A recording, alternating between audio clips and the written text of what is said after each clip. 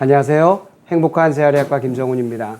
오늘은 고지혈증의 음모 중에서 음식에 대한 기준을 한번 말씀드리겠습니다. 우리 이제까지 고지혈증이 왜 나쁜지, 진짜 범인은 어떤 것인지, 그리고 지방이 어떤 또 좋은 기능이 있는지 이런 거에 대해서 객관적으로 좀 알아봤는데, 이런 여러 가지 이론도 중요하지만은 결국은 뭘 먹어야 될 거냐 그러면, 그리고 이 먹는 데 대한 기준은 어떤 거냐, 이런 것들을 한번 살펴보는 시간을 갖도록 하겠습니다. 사실 엄밀하게 말해서 이거는 좋다, 이거는 나쁘다 이렇게 얘기하기는 참 어렵습니다. 저도 환자분들한테 본인의 영양 상태에 대해서 이렇게 설명을 하다 보면 환자분들이 그러니까 도대체 뭘 먹으라는 거예요? 뭐 이렇게 약 먹으면 돼요?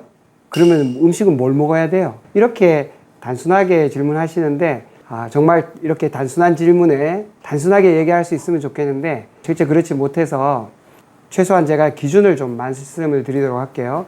무조건 지방은 나쁜 거니까 지방을 빼고 채식만 하자, 이것도 이상한 일이고, 지방이 좋은 거니까 지방만 엄청 먹자, 막 그래서 물론 이제 그런 게 잘 맞으시는 분들도 있을 거예요. 근데 이 양극단은 대부분 사람들이 따라 하기가 어렵습니다. 요 중간에 있다고 보셔야 되거든요. 이 중간 중에서 과연 나한테 가장 맞는 것은 어떤 것인가, 이걸 한번 테스트를 좀 해보셔야 돼요. 자, 그래서 오늘은 우리가 정신 바짝 차리고 어떤 음식을 어떻게 골라야 될 것인지 한번 그 기준에 대해서 말씀드려 보도록 하겠습니다. 첫 번째, 이런 가짜 식품을 먹지 말자. 두 번째, 이런 탄수화물, 이런 정제 탄수화물 먹지 말자. 세 번째는 나쁜 기름. 제가 지방이 좋다고 하니까 모든 지방이 다 그렇지 않습니다. 이 나쁜 기름이 있습니다. 트랜스 지방 같은 것들은 이미 변형된 식품이라는 거죠. 그래서 결국 우리는 궁극적으로는 고지혈증 약 먹고 혈액 검사 수치만 낮추자, 이렇게 해서는 안 된다는 거예요. 혈관을 튼튼하게 만들고 그 결과 이렇게 활기차고 오래 살자는 겁니다. 그래서 제가 이렇게 자꾸 열받아서 말씀드리는 거예요.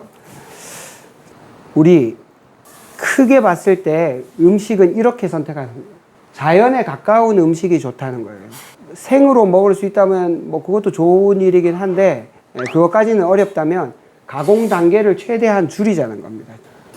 지금 여기 보시면 뭐 이런 밀가루로 만든 뭐 우동이나 짬뽕, 흰쌀밥 이런 거 다 도정한 거죠.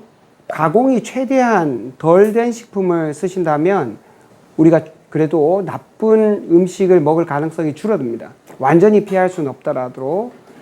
그리고 지금 여기는 구웠지만 사실 구운 고기보다는 이제 삶거나 찐 고기가 더 좋습니다. 우리가 노릇노릇하게 구우면 많이 나오는 게 최종 당화산물이에요. 얘네들도 굉장히 우리 몸을 망치고 염증을 많이 일으키는 물질들이기 때문에 고기도 노릇노릇하게 굽거나 또 빵도 노릇노릇하게 구웠다, 그러면 최종 당화산물이 많아졌다고 보시는 게 좋아요. 자, 이런 야채나 자연 그대로의 동물성 지방을 드신다면 LDL도 타입 A, 건강하고 부피가 큰 LDL이 많을 가능성이 크고, 이런 정제 탄수화물을 많이 먹는다면 타입 B, 이거는 이제 염증이나 당화돼서 포도당하고 뒤섞여가지고 크기가 작고 딱딱해서 악당처럼 변하는 나쁜 LDL로 바뀔 가능성이 크다는 겁니다. 이 음식 자체가 문제가 아니라 염증을 일으킬 만한 이런 정제 탄수화물, 중성지방 이런 게 문제가 된다는 거죠. 자, 지방 중에서 그러면 과연 어떤 게 이제 착한 지방이고 어떤 게 나쁜 지방이냐? 여기 이거 BS 스페셜에 나온 옥수수 습격인가? 뭐 그런 한 10년 가까이 된 것 같은데 거기 나오는 장면들이에요. 자, 여기 이 포크레인이 이거를 막 뜨고 있죠. 이거 판처럼 생긴 이건 뭘까요? 이렇게 이거 다 GMO 옥수수예요. 옥수수를 이렇게 포크레인으로 푸는 거야. 자, 이렇게 해가지고 옥수수가 들여와서 얘네들이 먹는 거예요. 이 병아리들이 먹어요. 이 병아리들은 이렇게 불 켜진 데서 꼼짝도 못하고 계속 사료만 먹는 거예요. 케이지에다가 넣어서 얘네들이 평생 그 짧은 기간을 이것만 먹고 불 켜진 데서 앉았다 섰다 하다가 이제 가는 거죠. 그리고 지금 이 돼지 보이시나요? 요 우리가 요만합니다. 요만해. 여기서 얘도 앉았다 일어섰다밖에 못해. 그러니까 지금 완전히 지금 돌아가지고 얘가 펜스를 이렇게 물어 뜯는 거예요. 막 소리 지르고. 우리가 먹는 돼지고기는 다 이런 애들이라고 봐야죠. 뭐 싸게 먹으면서 뭘 바라겠습니까? 이런 건 이제 좋은 지방이라는 거죠. 들깨, 알래스카산 연어 이런 것들은 좋은 지방이라는 겁니다. 자, 우리가 먹는 단백질과 지방은 오메가3 대 오메가6의 비율 중에서 오메가6가 월등히 높다는 겁니다. 아까 요런 그 귀여운 병아리들이 이제 한 50일 정도가 지나면 이렇게 바뀝니다. 자, 우리가 먹는 닭들은 대체로 요런 닭입니다. 얘네들은 지금 47일 됐어요. 1950년대에는 68일 된 닭이 요 정도예요. 그러니까 완전히 엄마 닭은 아닌 거죠. 한 5, 60일 지나서는 이제 뭐 청소년 닭 정도 될 건데, 지금은 뭐 그 정도도 되기 전에 50일도 되기 전에 막 이만큼 됐죠. 자, 우리 그 치킨을 파는 그런 치킨들은 이런 닭을 쓰지 않겠죠. 당연히 얘를 쓰겠죠. 그리고 그런 치킨을 만드는 분들이 우리의 건강을 걱정을 해서 오메가3가 많은 그런 닭을 우리도 생산해야 되겠다, 이렇게 생각하지는 않겠죠. 자, 얘네들은 엄밀하게 말하면 닭이 아니죠. 약간 큰 병아리, 청소년 병아리 정도인데 이제 굉장히 비만하죠. 고지혈증, 얘도 고지혈증 있을 것 같지 않아요? 얘가 얘네들 오메가6 비율이 60대 1이에요. 이게 그대로 사람한테로 연결이 됩니다. 이렇게 허접한 단백질과 지방을 우리가 먹고 있는 거예요. 오메가6 비율이 월등히 높다 그랬죠. 왜 그런가 보세요. 자, 지금 이거는 좀 희미해서 다 안 보이시겠지만 맨 위에가 들기름, 아마씨유, 여기 밑에는 홍화씨유, 포도씨유, 해바라기, 옥수수 쭉 이렇게 있어요. 자, 빨간 쪽이 오메가6입니다. 우리가 보통 식용유로 쓰는 거 다 여기 있어요. 다 오메가6가 이만큼이에요, 이만큼. 7, 80% 이렇게. 그 다음에 오메가3는 들기름이 이제 61%, 아마씨유가 53%, 이게 굉장히 많죠. 나머지는 별로 없어요. 10%가 되는 것도 잘 없어. 오메가3가 기본적으로는 다른 기름에는 없다는 거예요, 잘. 그 다음에 참기름 우리가 좋아하긴 하지만 별로 없어요. 오메가3가 없어. 그러니까 들기름에만 많다니까, 들기름에만. 그 다음에 이제 오메가9도 필요하거든요. 오메가9은 이제 이 녹색으로 되어 있는데, 아몬드 기름, 오메가9도 나쁜 기름은 아니에요. 오메가9, 여기 아몬드 기름. 올리브유도 오메가9이 많죠. 올리브유도 괜찮은 기름이에요. 근데 이 중에서 요 위에 올라와 있는 게 하나 있어. 카놀라유예요, 카놀라유. 카놀라유 안에는 오메가3도 있고, 오메가9도 좀 있고, 포화지방은 별로 없고, 이제 오메가6가 다른 거에 비해 가지고는 좀 비교적 적은 편이에요. 우리 식용유로 쓰는 기름 중에서는 이제 카놀라유가 좀 적어. 자, 그럼 카놀라유는 이제 카놀라가 유체인데, 이 유체가 우리가 제주도 가면 유체가 많잖아. 예, 그런 데서 하는 기름일까요? 우리가 쓰는 게? 예, 우리 제주도에서 하는 유체로 쓰는 유체유는 엄청 비싸요. 다 캐나다에서 들어옵니다. 캐나다 땅이 넓잖아. 대량으로 키웁니다. 대량으로. 전부 다 GMO 유체로 그 카놀라유를 만드는 거예요. 그래서 우리나라 아까 말씀드렸듯이 유전자 변형 식품을 수입을 제일 많이 하는 국가라고 합니다. 그러니까 일단 식용유들 주의하셔야 되고, 카놀라유가 성분표만 보면 괜찮은 것 같지만 GMO 식품이라는 것도 이해하고 보셔야 돼요. 물론 이제 GMO가 문제가 없다 얘기하는 분들도 있어요. 그래가지고 뭐 다 유통되는지 모르겠는데, 최소한 소비자들이 먹을 때 이게 GMO인지 아닌지 구분은 할 수 있도록 표시는 해줘야 되잖아. 알고 먹는 거는 상관없어요. 알고서도 싸니까 내가 먹겠다 선택하는 거는 자유라고 할 수 있어요. 근데 먹으려고 보니까 뭔지 표시를 안 해놔서 나 같은 사람 안 먹고 싶거든. 안 먹고 싶은데 알 수가 있어야지. 그러니까 훨씬 더 힘든 거예요. 자, 이런 카놀라유는 엄청나게 공정을 많이 거쳐야 됩니다. 그 자체로 기름이 뚝뚝 떨어지는 게 아니에요. 사실은 카놀라유는 뭐 이게 진짜 기름인가, 공업용 기름이라고 보는 게 다 안 맞나 싶을 정도로 굉장히 많은 화학 정제 과정을 거칩니다. 이걸 이제 식물성 기름이라는 이름으로 마케팅을 하는 거죠.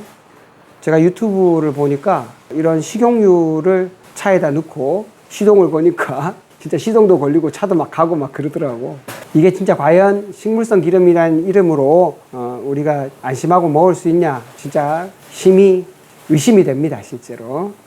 오메가6나 9도 필요합니다. 이게 전혀 필요 없다는 게 아니고, 이제 올리브유나 이런 견과류를 먹으면서 오메가6나 9을 보충하는 거 좋아요.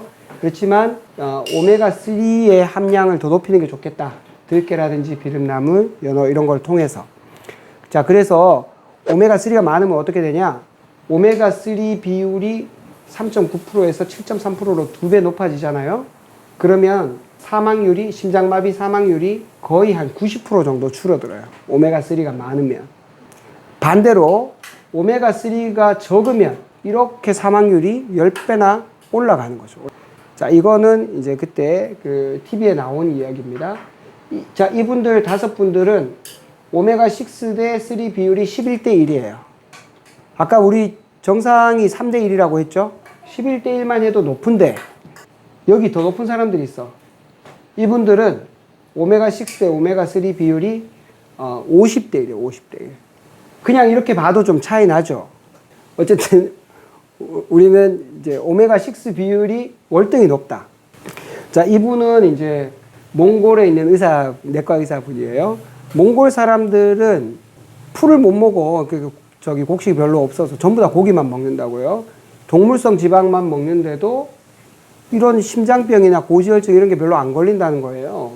그런 그 병 자체가 드물고. 그래서 육식도 괜찮다는 겁니다. 몽골도 초원이니까 근데 풀이 다 거칠어. 사람들이 먹기는 어렵고 거친 풀을 먹은 동물을 이 사람들이 먹는 거죠. 이 사람들은 막 사료 먹어서 그렇게 키우지 않으니까 괜찮다는 거예요. 동물성 지방도 사료만 먹이지 않고 풀을 먹여서 키우면 괜찮다는 겁니다. 자, 이분은 자기가 건강이 너무 나빠져가지고 뭐 고지혈증 포함해서 뭔가 다 있었겠죠. 너무 비만이고 이분이 도저히 안 되겠다. 근데 이분 치즈를 너무 좋아해. 치즈, 버터, 유제품을 너무 좋아해서 자기가 직접 자기가 농장을 하기로 마음을 먹고 농장을 실제로 해서 자연 방목한 소에서 나온 우유, 치즈, 버터 이런 걸 다 잘 먹었어요. 이만큼 감량이 됐다는 거예요. 이만큼.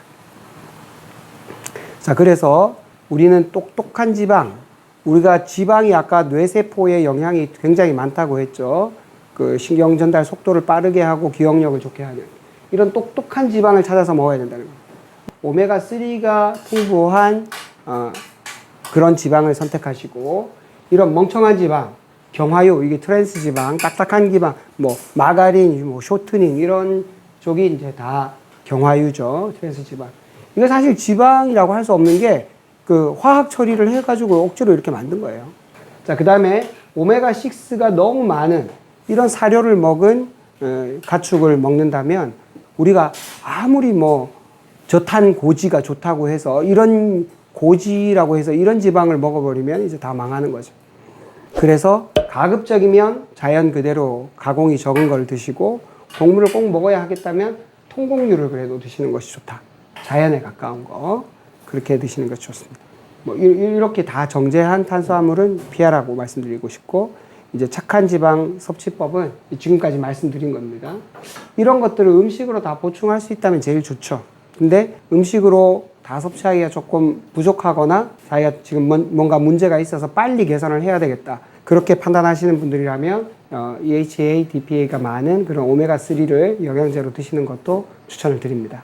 자, 오늘은 고지혈증을 낮추는 음식의 큰 틀에 대해서 말씀드렸고 제가 실제로 먹고 있는 식단에 대해서는 다음번에 다시 한번 영상을 찍도록 하겠습니다. 감사합니다.